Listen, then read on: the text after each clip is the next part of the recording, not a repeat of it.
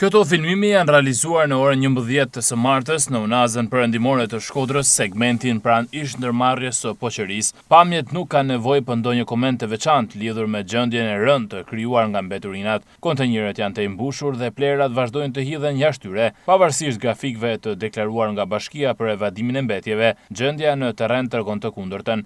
Edhe në mesditë mbeturinat nuk janë pastruar dhe qëndrojnë të grumbulluara.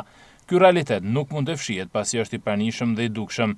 Kontenjer plot dhe një mjedis i degraduar përreth tyre, që krijon një situatë të jetë rënd. Pa mohuar vullnetin dhe punën për pastrimin e përditshëm të qytetit, Bashkia e Shkodrës ende nuk e ka fituar këtë betejë dhe është larg kësaj fitoreje.